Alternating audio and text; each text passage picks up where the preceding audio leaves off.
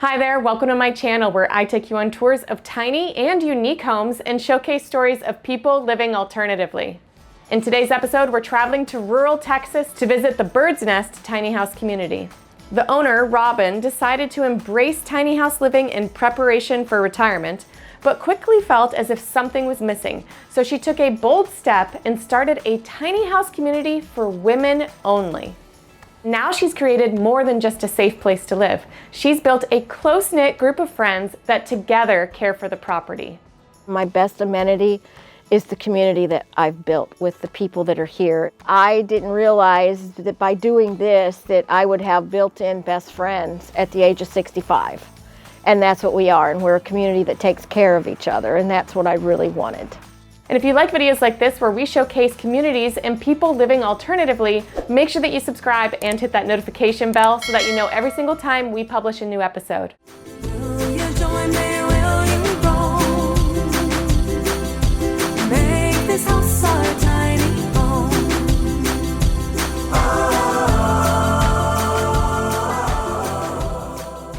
Hi, I'm Robin, and this is the Bird's Nest.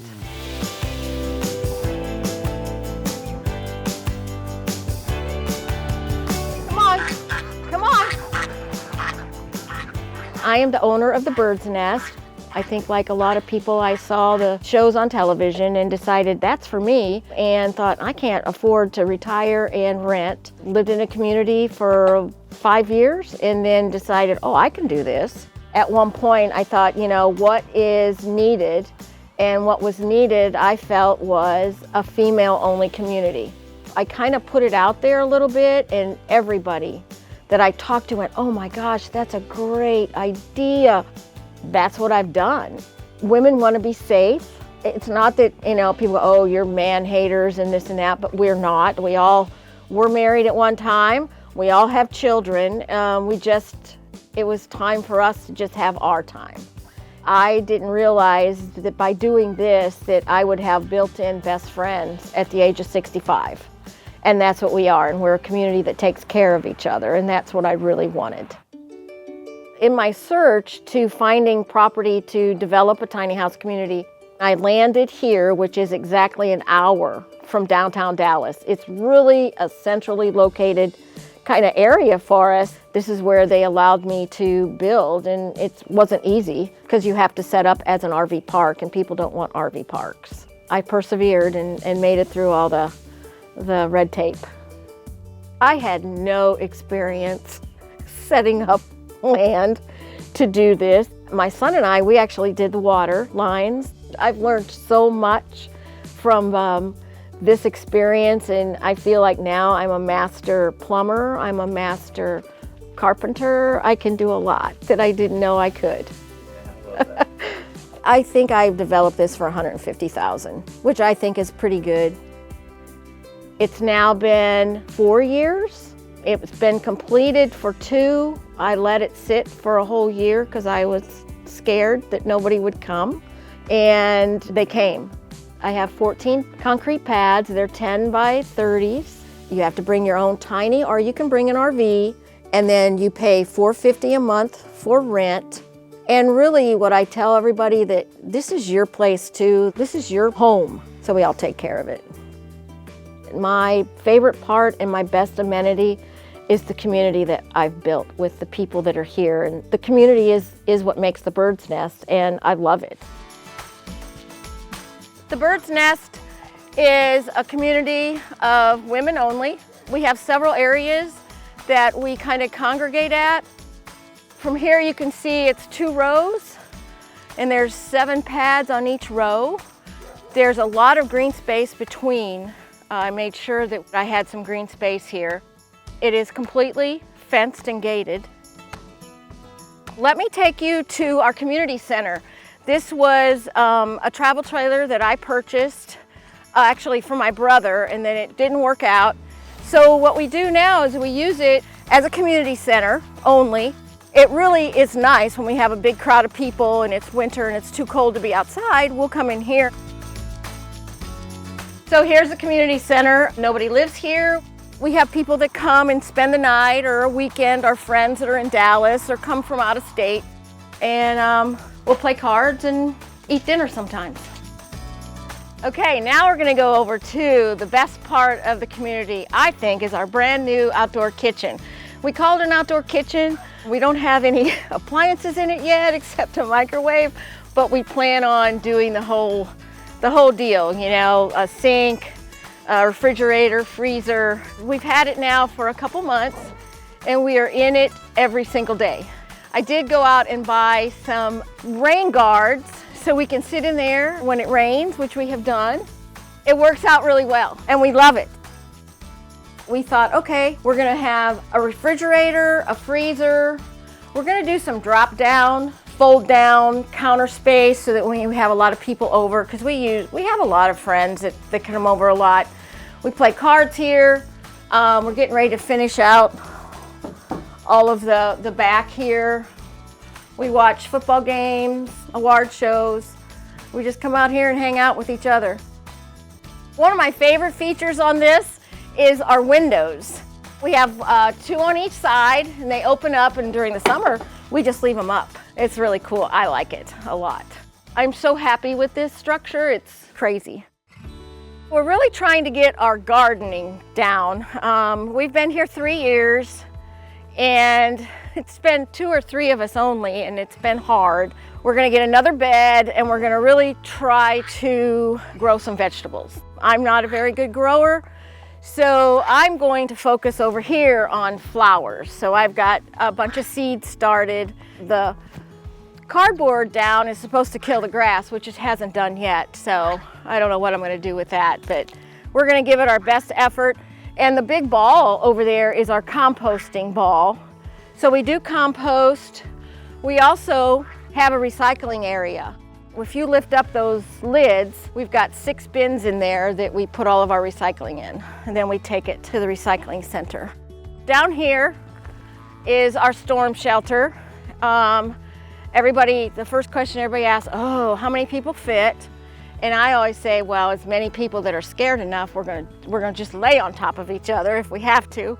The second question I get asked, well, have you been in it? Well, yes. We've been in it maybe 2 or 3 times since I've been out here. It's small, but we could all fit in it. And the dogs and cats have been in it together. And you know, when you think about it, you're only in it for a short time. You know, we don't go sit in it unless it's pouring down rain. Sometimes we're just sitting on top of it waiting. Then we head down.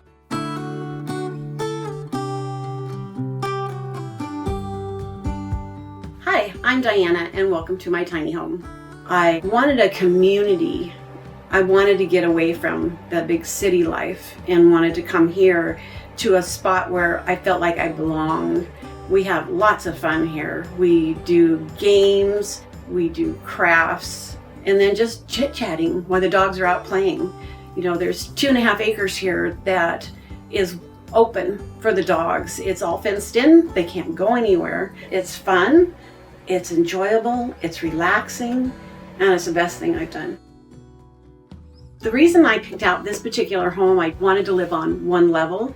It's airy and I don't feel enclosed even though it's so tiny. I know a lot of the 10-foot wide homes, you have a little more space, but for me, a little more space can be a little more clutter. So the less space, the less clutter. This is the kitchen. I've really enjoyed it. This is a quartz countertop that I decided to go with instead of a butcher block. Here is my closet. I use it as a linen closet and a pantry. And these are to die for. A lot of people love this kind of stuff. And then in my bathroom area here, I have put doors on this specifically so I could trap my dog in here and give her a bath. The doors do close. You don't get water on the floor, which is nice. Okay, this is my doggy area. I bought this just for my dog because she just loves to hang out with me when I do stuff. And we can both fit on here, and it swivels so I can move it around or I can pull it all the way out.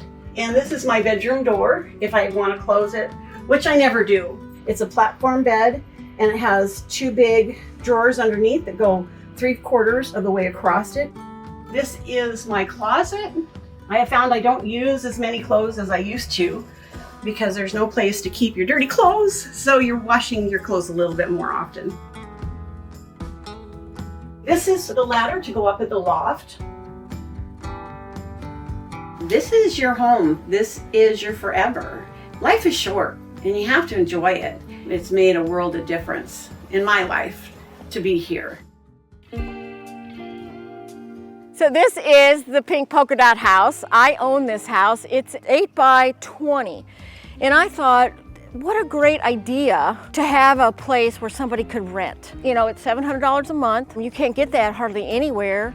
And so I have someone living in it now. She is waiting to get her tiny to put it over here on the pad next to her. So let's go in. So here we are. This is absolutely my favorite little cozy area. I have a 10 by 24 house. When mine gets too much for me, this is where I'm gonna live. I love it. I think it's just enough space for everything. This is a big day bed and there's storage underneath. Of course, you have storage above. This is the third person that has lived here. And I'm telling you, everybody comes with something else. I mean, she has a washer dryer in this little bitty house. The only thing that she had a problem with was where she was gonna put her clothes, but I always say, hey, if you want to, you could take the area where the refrigerator is, get a small refrigerator, put that under here, and then you've got a closet. I think it's the perfect space. I do. And then there's a nice sized bathroom.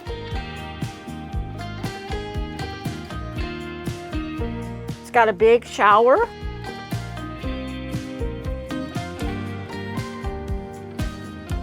So this is one of our new homes. It's totally off grid. It's 8 by 24. This is Riley's home and she should be here in about a month, and the plan is that they're gonna put wood all on the inside here. Really cool thing is she's got this little NV heater.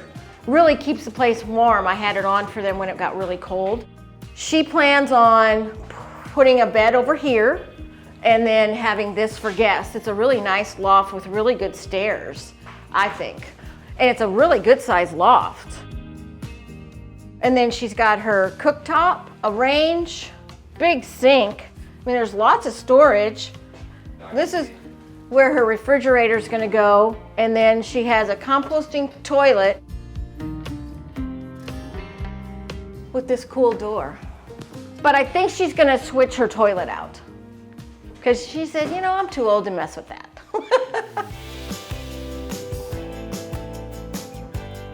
I think that going tiny for anybody, it only enhances your life. You have money. It's so inexpensive to live tiny that you have the ability to go on vacations, to go do whatever you want to do, where look at what's happening. I mean, you know, you can't afford a mortgage. So I think it's a real plus, especially for retirees. Thanks for watching this week's episode. I hope you guys enjoyed it. If you'd like to see more tours of tiny house communities across the United States, make sure you check out the playlist that we have linked in the description, and make sure to subscribe and check back soon because we publish a new episode every single week.